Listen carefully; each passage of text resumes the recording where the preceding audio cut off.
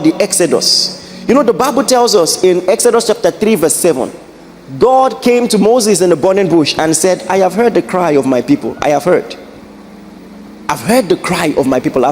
Surely I have seen the oppression of my people who are in Egypt, and I've heard their cry because of their tax masters, and I know their sorrows. But here is something to understand. The oppression at this time had lasted 400 years. How is it that God was just hearing? Again, there is a third wheel. It wasn't just the fervency of their prayer. Bear in mind, these people didn't even know God, so they didn't call his name. They were just crying, and God heard. Are you getting what I'm saying? Oh my God. Listen, when you are in purpose, even a cry is enough.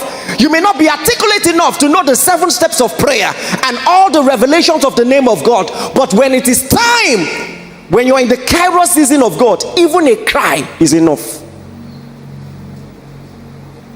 And so when we are teaching people more complex and sophisticated principles of prayer, and they are exerting themselves more, and it seems like nothing is changing, oh my God, could it be that the lack of the intelligence of divine timing and purpose is what has hindered people? So here is what you need to know.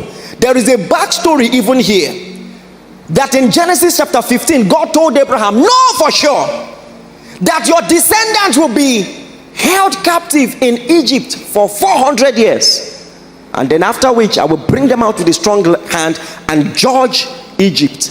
God told Abraham that 430 years before. And so at the time that God heard their cry, it wasn't just the fervency of their crying, it was also the timing of his purpose. And listen, we don't always understand why God chooses the timing of his purpose the way he does, but in this context we get it. Because you see, God needs to bring you out of Egypt at a time where a land will be prepared for you, and that land was not yet prepared, because God told Abraham, the sin of the Amorites is not yet full. Come on, are you getting what I'm saying? Even if they've sinned against me, I am still just. I must still give them enough time for repentance, so when I come in my wrath and drive them out, anyone who studies history objectively will know they had a chance. Are you listening to me?